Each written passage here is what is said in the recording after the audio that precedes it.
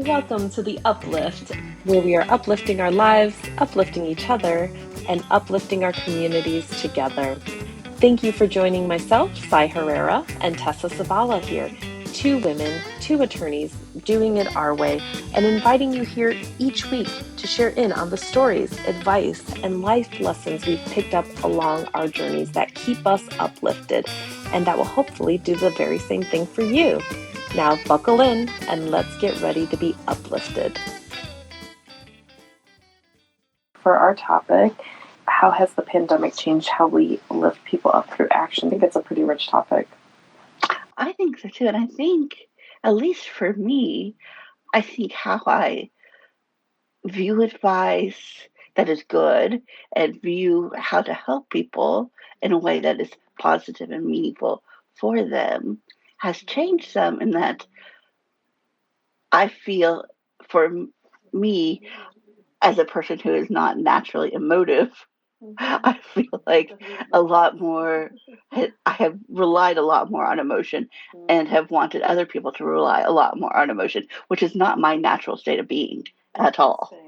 Interesting. Right? Like, I think it's a need to put people's mental health first, it's a need to prioritize one's own happiness. Yeah.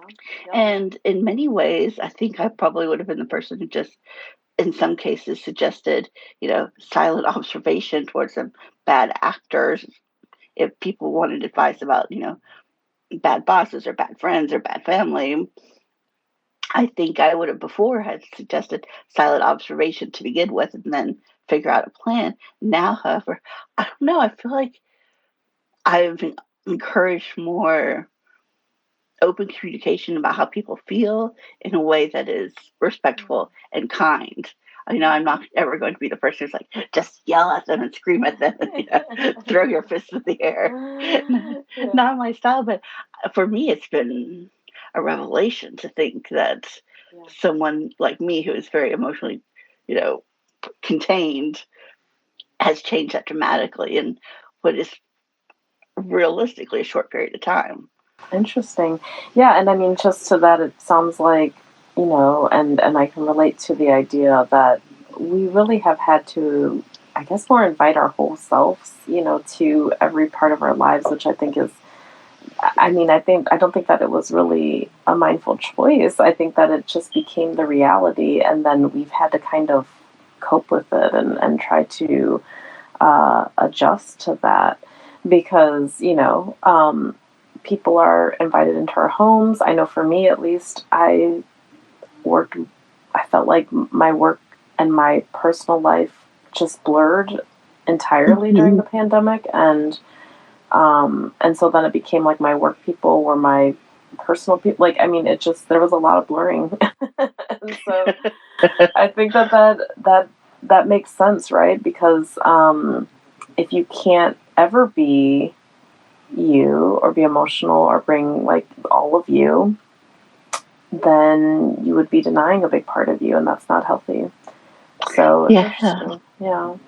And, I think it's also helped seeing, at least for me, seeing corporations that traditionally hadn't entered kind of a social justice space to start speaking up more vocally, whether it's about women or Black people or Indigenous people or people of color or voting rights or access to abortion.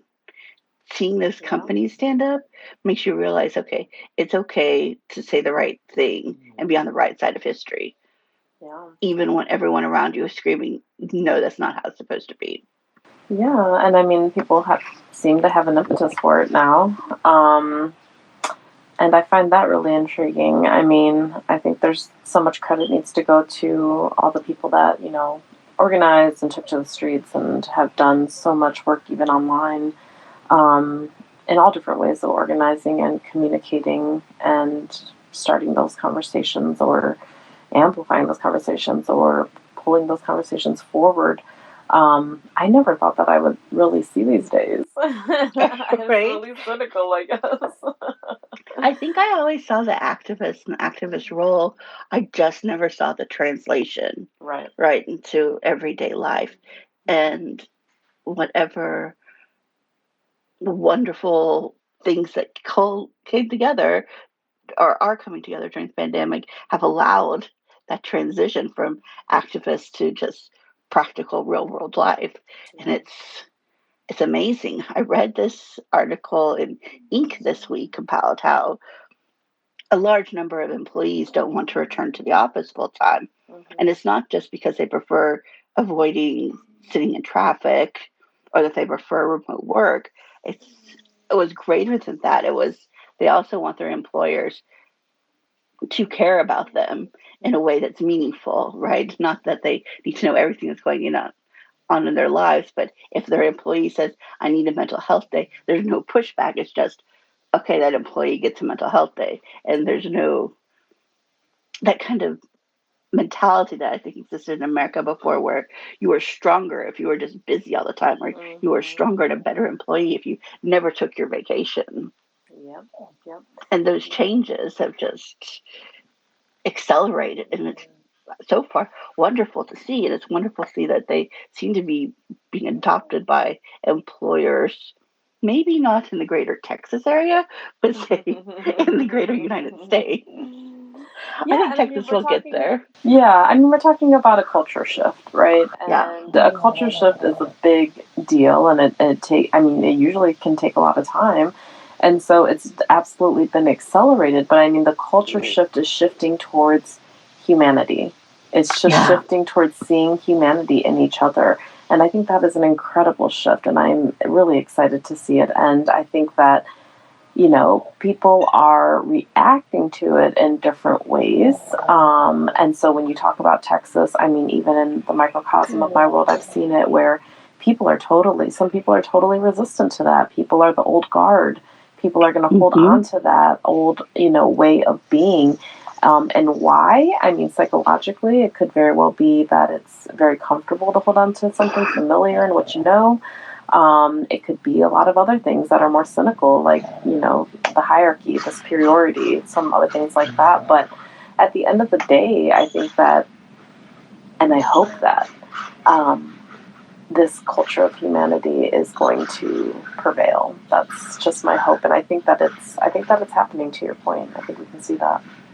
I think so too. I think we can definitely thank the generations that are younger than us for perhaps encouraging that shift and for uplifting their older brethren out there in the world to Yeah. allow it to happen, right? And I think I was craving it.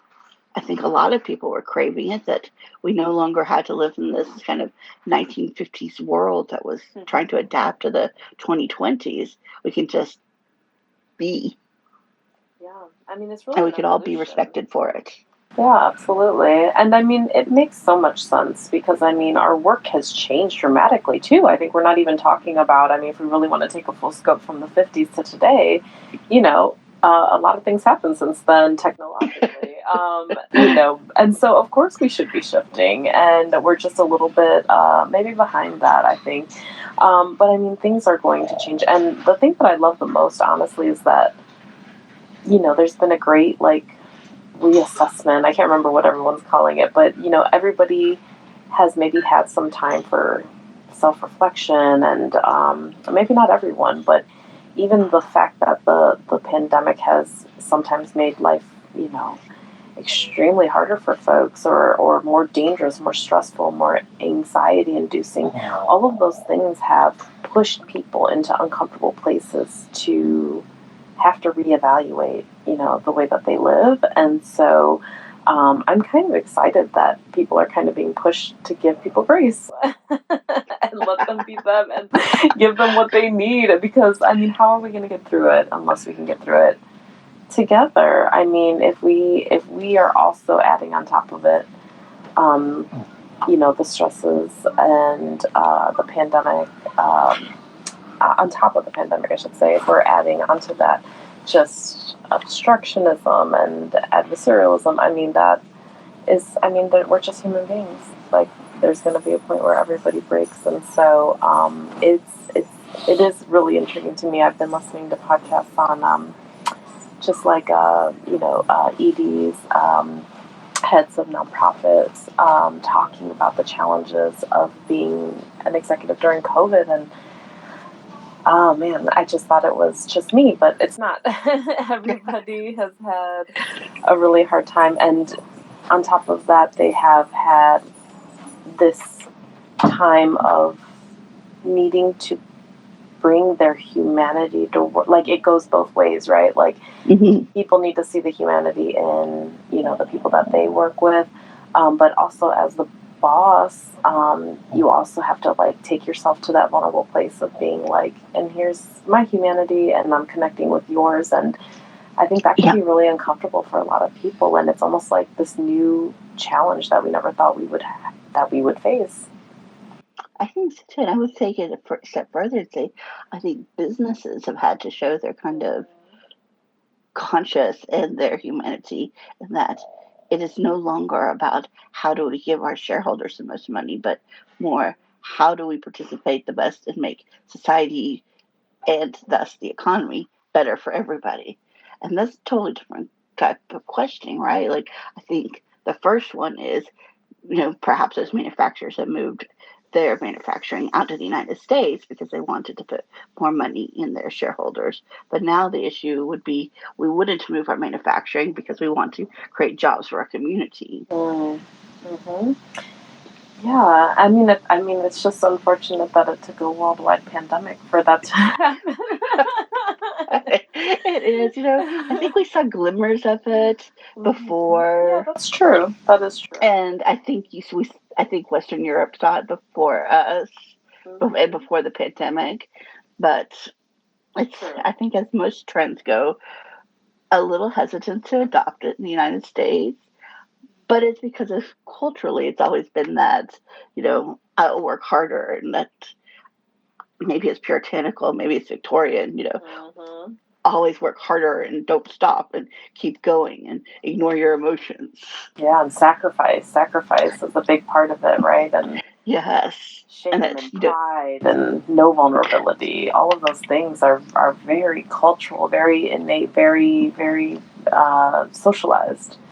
and it's almost as though suffering was revered. Yes, absolutely. And I still see that. I mean, I can still see people holding on to that, and it's intriguing to me. Because I think that I mean, I guess I just have faith in a different model. I've always had faith that, if people can have a full, happy life, that they are going to do really great work, especially when it's collaborative. I mean, that's just has been my value system, and I don't know exactly, where it comes from. And I guess that's the tricky part is that you get socialized somehow, and you get this set of beliefs somehow from your unique set of experiences, and it's like you can't change someone else's, unique set of experiences because you had a different one. So it's kind of interesting that yes, we're all going through this shared experience, right? And the shared experience is pushing us, I think, as individuals and as a group on the whole. So, do you think you could see yourself ever giving advice now that would cause somebody to not give their whole selves to their life or their job or their family or their friends?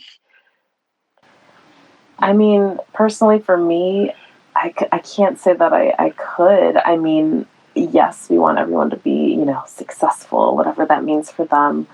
But I think that's just the thing is that everyone's definition of success has kind of shifted. I believe that's Yeah. my thought, and so it's hard to tell somebody like oh chase this money, this promotion, this title, or those things seem a little less significant now, I guess, and that's just my personal take on it. I would love to know how everyone else really feels about that. But in my mind, I think really there has been this great reassessment in everyone's life where, I mean, frankly, we're dealing with some pretty dark things.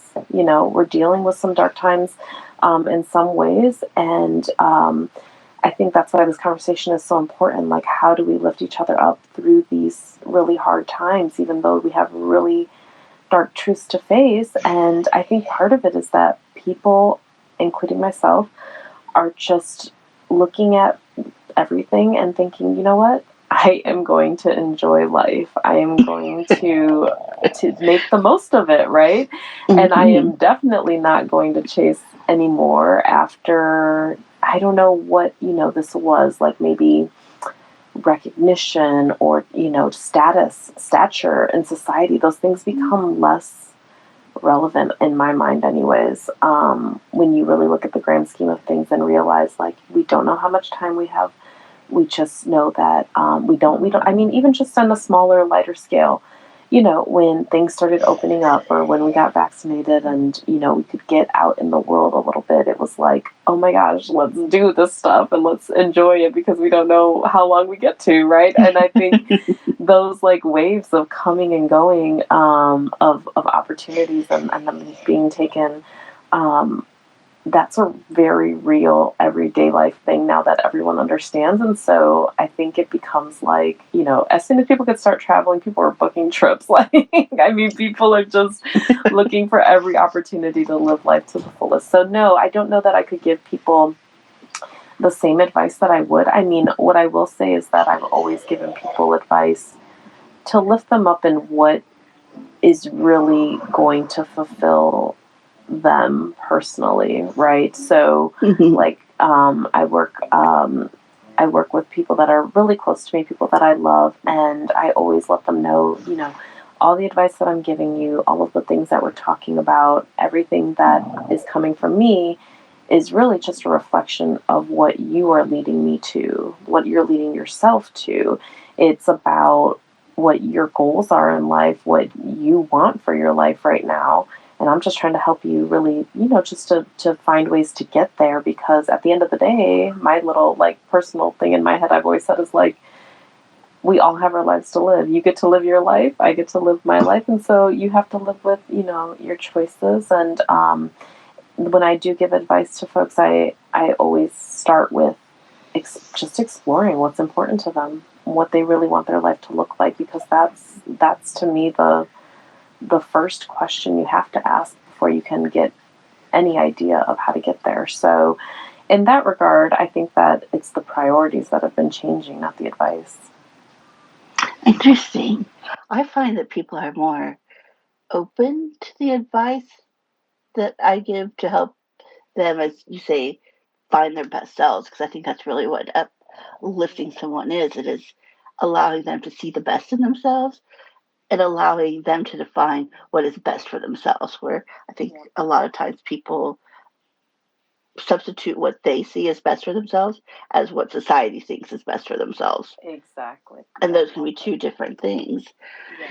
And I noticed what has, I think, made my advice be received better post pandemic is that there seems to be a greater acceptance for good things happening to good people. It's Mm. like maybe we've shed the cynicism and it doesn't have to be so much suffering, and that good news is okay, and news doesn't need to be dramatic. And we are open Mm. and accepting to people doing good work and people being compensated well for good work and seeing the best in each other as opposed to, this constant sort of criticism of everyone else. Mm. Yeah, very interesting point, and yeah, I can relate to that too. I mean, we are, I think, at a place where, again, we're seeing the humanity in people and we're realizing, like, not that it always wasn't, but that, if people are here, they really want to be here. They really want to do this work. And they are, especially when people are, giving so much of themselves through these hard times, I think that it's just a, it's just an interesting time to be able to see each other fully.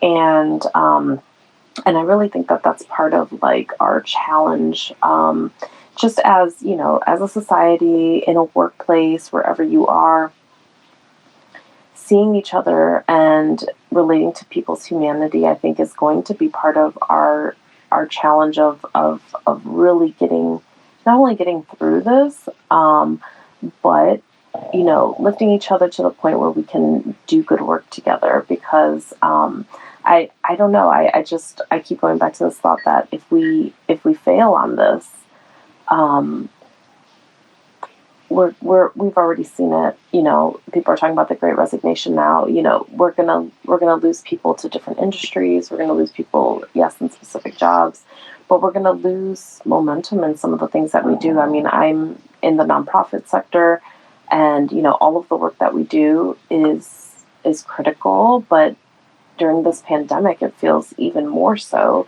The needs are increasing all across the board, and nonprofit work has always been, a place that is under resourced for the most part.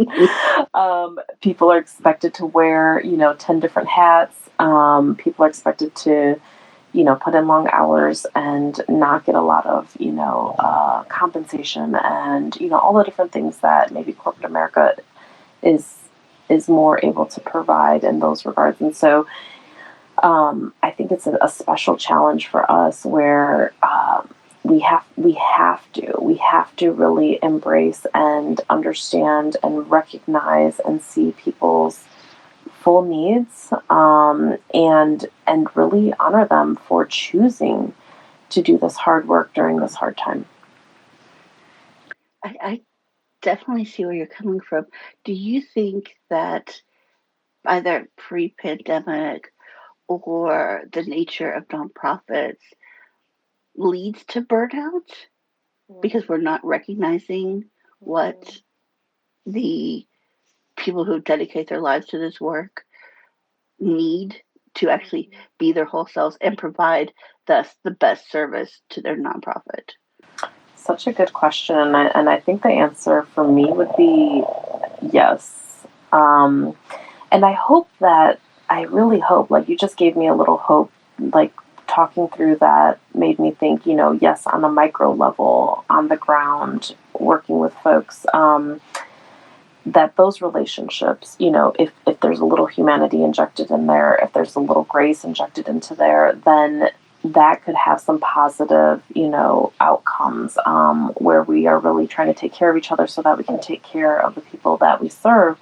Um, but I hope that looking at that in more of a macro way, maybe that will translate to, funders, and non traditional nonprofit funders, to other people that support, in those ways on a macro level, understanding that, you cannot expect the same thing that you did before, that you can't expect, people to stick around and, to do this hard work and deal with the hard realities that we face, outside of work, and that maybe we really need to, as a sector, reevaluate on that macro level and make sure that we're taking care of people by being able to give them, like when you talked about mental health days, that was real to me because I thought, you know, I have walked into positions where I knew that there's not going to be a lot of days off, and I knew that there's nobody to cover. There's no. I mean, it becomes very bare bones, very fast at some nonprofits, and so I met many, I would say, and so yes, I think that the nature of the work does lend to that, unfortunately. And I know that because, I don't know about in other sectors, but in our sector, we talk a lot about burnout. I mean, there's a lot of talk about it. There's a lot of thinking about it. There's a lot of talk about turnover. Um, there's not a lot of talk about investment in, recruiting and developing, and spending that kind of, all those kinds of resources, whatever kind of resources that might be, to invest in the future. And so, yes, I think that there needs to be a full reevaluation of that. And I think that, it is complicated. It's not, there's no easy answer. But again, because of this shared experience, I hope that we come out with shared values, that will translate into people taking care of people so that they can do the good work. Having worked in or working in a field that is that share some of the similar attributes politics, especially those of my friends and colleagues who work for legislators, also have the same, it's long hours, it is Mhm. thankless work, it is a lot of people yelling at you because nobody calls to tell you that you or your boss did something amazing. They call to tell you what is Right. wrong with everything you think and how you shall forever be damned to hell. Mhm. And I I'm hoping and I have been hearing that there's a shift among everyone Mhm. to start treating everyone with a little more grace. I don't know that we're necessarily seeing that translate in politics. Mhm. I'd like to see that we get to a tipping point and things change and we start talking about doing good work and making this a country for everyone. Yes. Yes. But there's glimmers of hope. And I would much rather hear everybody talking about those glimmers of hope, of good works and good deeds in a field that is not viewed fondly than to hear about the bad stuff that we always hear about. And I don't know, maybe that's only helpful to me and lifts me up. Maybe it doesn't work to lift everyone else up, but it's kind of refreshing to hear the good stories. Yeah, no, and I think it is really important actually to everyone because I mean, you know, politics, I realized at some point in my life I thought, wow, politics is life in a sense. I mean, it touches all of our lives. Hmm. And whether or not you like it, whether or not you're involved or it's your thing or you're really active or not active, it still impacts you, right? Hmm. And so, I mean, if you just think about that and think about how the people that are making policy, like what cultural work environment are they coming out of? I I think that that's actually really important, right? Because the people that are working together and figuring out how to work together, they make they make the decisions that can change people's lives. Hmm.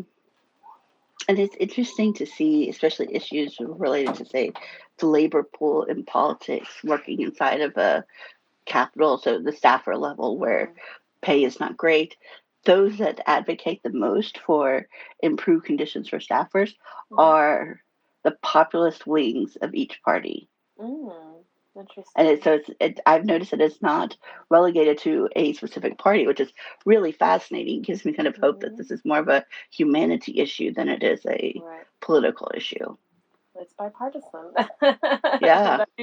And I mean that is something that gives me a little hope, which we all could use right now, right? But if we can start looking to the humanity of people instead of what color they represent or what side of the team they represent or what have you, I mean, I really think that that is the future. And in my little slice of the world, I feel like it's something that we have seen translate in the way of, okay, all of us are nonprofits that need to raise money for all the things, all the good things we want to do, and there's always been a little sense of competition, and I feel like it was getting heightened until the pandemic, and now with the pandemic, I really feel like there's been a little shift of like just recognizing like, oh, the work you do like is so necessary. Like people are really like just going far beyond their just focused scope of what they're trying to achieve and really just taking on the bigger picture, right? Like just looking again at humanity as a whole and saying like, oh no, people need all of this, we need all of this. And in my little world, again, we've even been thinking about like, okay, let's organize a little bit to you know collaborate on how we can make what we're doing stronger. Like, let's say we're serving the same people, but we do it in different ways. Well, what could that look like when we go to, when we go to the government, local or federal or state, when we go to, grant funders, when we want to challenge people to think differently about how they're going to use their dollars to make the most impact. Um, there's definitely been just organically this sense of like, hey, we need to come together, and I think that's what is really encouraging to me. Do you think that Is that a pivot from before seeing each other as competitors? Yeah, That's I a think big mental so. shift. That's amazing. Yeah, yeah, absolutely. I mean, and because I think it's, it's like everything is so dire, and it just feels like this time of like, we need to step up, we need to deliver for people, and it's almost, I hate to say, like, people are having to reckon with the fact that, like, I mean, for me, I felt it where I thought, oh, it's just, this crisis, let's try to handle this crisis control, like, let's, figure this out. And then it was like, oh, this crisis is changing, oh, this crisis is growing, oh, here's another crisis, oh, here's another crisis, and it doesn't, I mean, I think that we are getting socialized in this strange way of like, we cannot count on anything being, anything being safe anymore, anything being, I mean, I don't want to use the word easy. I think that we are understanding that things can go extreme pretty fast, right? Like, I think that's, we've all seen that.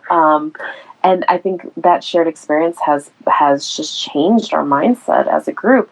And so now we're in a place where we're thinking kind of about the next crisis, right? I think that that's kind of what's happened, where people are just like, we got to be prepared. Like, we need to get it together now for these folks, and the people that we serve, and we need to get it together for who knows what's going to happen next, And so it's like we are fortifying each other and just finding ways to, or at least trying to really think hard about finding ways to prepare. And so, yeah, I think it's almost like a survival reaction, a defense mechanism, if you will, but in a good way, where people are thinking, I can't do this alone. This is so much bigger than me. We can't do this individually. We can't do this in our silos. Like, we have to come together. We have to do something big. We have to be prepared. We have to be ready. We have to be fortified. You raised several, I think, really good points that I think transcend fields and transcend whether it's work or life, and that I believe there's always room for everybody at the table. And I think we spent a lot of time in American society up until the pandemic thinking the number of people at that table was limited and they were never going to look like me. Yeah. And I think that's changed. And the other thing is that kind of, you talk about being ready for the next pandemic. I think of it as being flexible to pivot. I think we often before got so ingrained because we were so focused on achieving this goal and this goal and this metric that was driving toward one specific goal. We didn't think that that goal could be spread out into like 5 or 6 other goals that are tangentially related, but will eventually get you to the same points. Right. And to think about, my husband being in the culinary world, when the pandemic hit, you had all these farmers who had all this food and they were trying to figure out how to get it out to people so it just wouldn't sit there and go bad. And they figured it out, right? It was outside their norm. They figured out they could sell direct, they could sell to local distributors who were distributing to houses as opposed to restaurants. And that kind of like shift in how you view the world, shift how you conduct your business, helped a lot of people create businesses that were even greater than what they had before. Yeah. Just by thinking of a different way of handling their issues. And that flexibility to plan for as best you can for the next event is so important. And I've noticed I've given that a lot in advice lately, that it's that every decision you make doesn't have to be permanent, right? It can be just the next decision before the next one. Interesting. So yeah, like being fluid, like Yeah. it's basically shifting instead of being rigid, and yeah, and I feel like that's kind of been something generation to generation that's been shifting anyways. I mean, the world is just moving faster, it feels like, but it is. It's true. Like, I mean, my generation isn't sitting at one job for 30 years. It's just not happening. Like, things are totally different. But being fluid and being creative, I heard you really talking about, like, learning these skill sets of, uh, the pivot. We learned about the pivot early in this Mm-hmm. pandemic, but it really is a skill that you would have to, we're all going to have to take with us. I think we've all done it. We pivoted in our private lives, in our family lives, in everything. I mean, just the, just the not isolation, but the lockdown. I mean, that Yeah. was a huge, forced pivot for everyone. Everyone had to figure it out. What are they going to do at home? How are they going to do it? How are they going to work? How are they going to live? How are they going to eat? How are you going to get Everything. access to things like toilet paper? Yeah. Exactly, exactly. I mean, or masks. I mean, remember the masks were so hard to get? I mean, everything was a huge challenge. And so, in that regard, yeah, I think people are coming out stronger in some sense by having these maybe new skills, or just being able to flex their muscles in these new skills. And I mean, being pushed and seeing where they come out. And then, of course, we need to recognize that other people have had the complete opposite experience, and they have really suffered during this time, and nothing good has come of it. And for those folks, I think that that's kind of in our sector anyways, something that pushes us to even more deeply see the humanity in the people that we serve, and anticipate that the people that are in a place and are lucky enough to gain out of this thing, and are able to exercise that skill set, that in my mind I feel like we have a duty to the people that don't. And so that's the one thing that I love about our sector, is that we are forever using our skill set to be more creative, to more creatively address the new and ever-changing challenges that the people that we serve are facing. But to your point, we also have to recognize that there are challenges still being felt right here in front of us with the people that we work with and in ourselves. Yeah. And I would add that there's still room for the people with challenges to be uplifted, right? I don't think there's a limit on it. I don't think there's a limit on them seeing the ways to uplift themselves and to uplift each other, and for us to uplift them. Absolutely, absolutely, and also that I think that we have to recognize that it's not just, some people are good and some people are not good. I think that yes, to your point, we all have to lift each other up at different times and different points, and we don't know what's coming. We don't know, how different people are going to react to it, and we just have to, understand that everyone is human, including Mm-hmm. ourselves. And I think that that's what this is all about. Like, when we talk about uplifting each other, I think it's because we have to talk about it, because so many times, especially, speaking from our perspective of being, professionals, um, we want to, project that we got it all under control. The world is burning and we are fine, and we are just fine. That sounds like a song, doesn't it? And so, it's that thing that is why I think we've come together, Tessa, to really do this. I really think that it's part of how we got here, because we can see that everyone needs someone sometime. Everyone needs to be Absolutely. uplifted sometime, and it's okay. It's more than okay. It's the humanity in you, to recognize it in yourself and in the others around you, that this is going to be the case. And so I'm so happy and proud that we are working towards that, as individuals, together, and hopefully in this community that we're building. I completely agree. And something you said reminded me of that. Oh, I hope it's Socrates who said that when asked about his intelligence, he knew that he didn't know everything. Mm. And I think ways that we uplift ourselves, we can learn from each other when we do it, and we can take those skills that we learn and adapt them and help more people. Yeah, absolutely.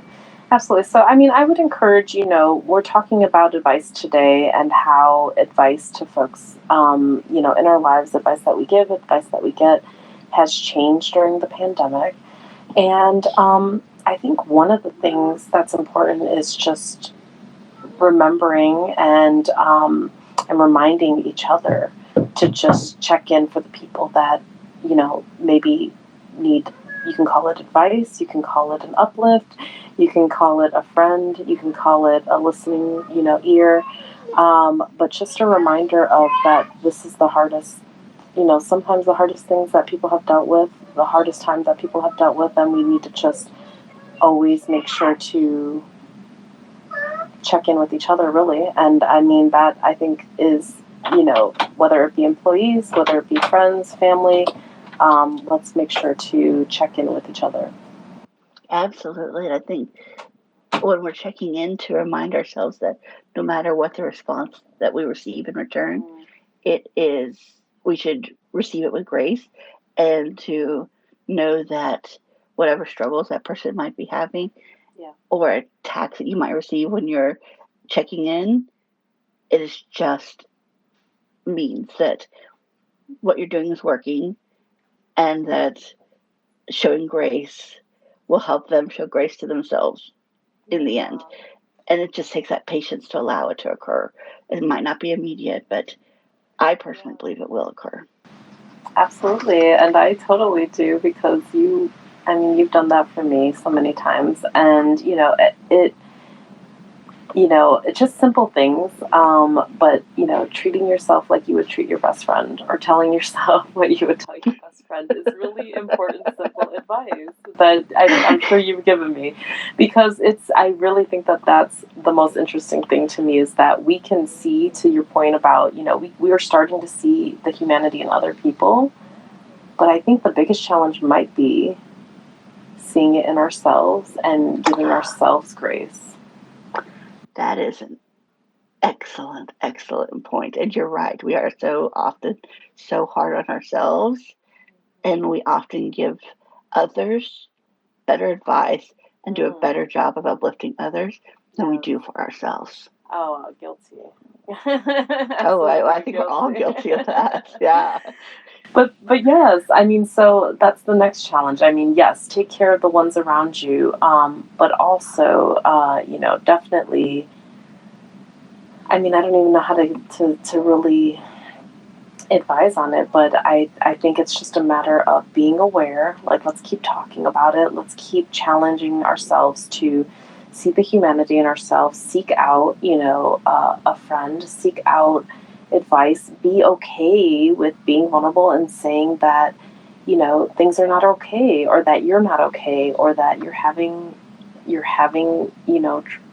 some internal struggles, or you're having sadness, or those things that people don't want to talk about, And that are totally normal. and that are totally normal. Exactly, they're totally normal. And just, if you have any hesitancy to talk to somebody, remind yourself that if your best friend came to you to talk about the very thing that you're feeling, how would you receive them? How would you treat them? What would you tell them? And it would be nothing but love and kindness and acceptance, and that's what you deserve. And so, yeah, seek that out in people around you, and surround yourself with people that care about you, of course. And then I think that allow yourself to receive that love, really, and allow yourself to have that grace within yourself. I mean, that is really key. I think once you can do that for yourself, you can do it so much better for other folks too. So then it's an uplift all around. I agree. And I would say find a way to limit the voices that don't Mm, support you and don't uplift you, whether that is removing them from your circle or just choosing not to listen to them, yeah, yeah. Or however that works for you. the other thing that helps me is, I always tell people it's better to replace things than to try to eliminate them. So if you're getting, negative thoughts, or you're getting negative, I mean, voices internally or externally, um, for me, it just helps, and it's helped other people in my life, to say, challenge those negative thoughts and voices with positive thoughts and voices, whether they're coming from you or people around you that you love, that are going to give you that positivity. Make sure that you're surrounding yourself with positive forces, because it really will drive out the negative, and I think it's the only thing that does, actually. I agree 100%. For me personally, I will allow myself to acknowledge that those negative thoughts Mhm. and negative events occurred, but I will not allow them to sit Yeah. and occupy space in my brain Yeah. because Yeah. the space in my brain and my heart is too precious for that negativity to sit. Because once it sits, it takes root and then it Yeah. spreads. Yeah, absolutely, absolutely. And yeah, and that's for me why I have to replace with something else. And I mean that might be something different for each of you. And so, whether that's, breaking out and, I don't know, doing a practice of yoga or running or something physical that gets you out. For me, music is really important. Music can drive out a lot of negativity. Um, Maybe it's sleep, maybe it's, eating something really great or just cleaning or reading or whatever it is that helps you feel more at peace and centered and maybe like really takes up the space that would Mm-hmm. otherwise maybe be filled by all the negativity in the world.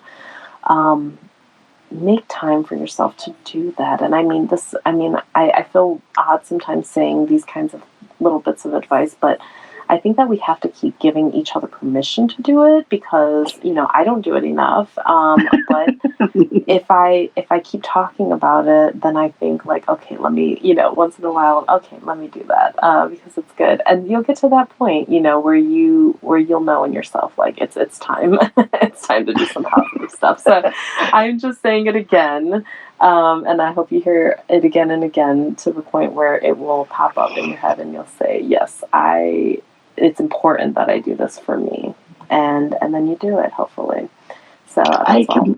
com- I completely agree. I remember the first time I heard the phrase like self care or me day, Mhm, and I thought, mhm, I don't know about that. mhm. That seems a little weird. Yeah. Now I'm like, yes, please, Yes. thank you, more. Yes. Yes. And I mean, for me, I literally have to schedule stuff, or make it part of my habit because it is really hard. And I mean, Hmm. I'm not taking away from that in any regard. I mean, I think that why people, like will kind of recoil at those kinds of words of advice are because, if we could do that stuff all the time, it feels like we would, right? But our lives feel like they're so filled up and taken up by all of the things we have to do and all of our obligations and all these other things that we're supposed to be doing. Or we just feel exhausted and we just want to do nothing, right? And that's okay As too. But, uh, but, but just like everything else, like I was saying before, of like replacing negative things with positive things, I really believe that some of the things that bring you stress, so like work can bring stress sometimes, some the news can bring stress, everything can bring stress. And I just think that you literally have to replace that stress, for me anyways, with things that bring you joy. That's the way that I see it. And so, there are some things that are just, non engaged activities. Like I can pop in front of the TV and sit on the couch, and that to me is a non engaging activity where I'm not working, but I'm not doing anything really that brings me joy. It's just a neutralization. And so, when you do something that brings you joy, though, I mean, I really feel like it changes your biology. Like I really think it changes your wavelength. I think that it really puts you in a better place to take on those stressors once again in the morning. Like you can be a whole new woman that way. And so I just encourage people like pay attention to what brings you joy. Hold on to those things. Make time for those things. Make them a priority because and make them a habit. and make them a habit. I'm so happy you said that. I'm so happy you said that because I think that that's really one of the only ways that it will be part of your life. And the best way to build a new habit is by latching it onto a habit that already exists. So when I wanted to start reading more, I just started doing it every day before I would go to bed, and I would just add a little bit more. I would go to bed a little bit earlier until I was reading a lot more than I used to.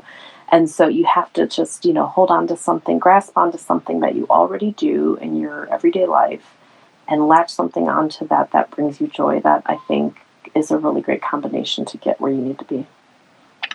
I could not agree more. And I think that is a perfect way to end our discussion today in the idea that we should all take some time for ourselves today. Absolutely, absolutely. Well, thank you, Tessa, for this wonderful, uplifting conversation. We love you, and we love all of you listening. And make sure to take care of each other, lift each other up every step of the way, and we'll talk to you again next week. Yes, we will. Take care.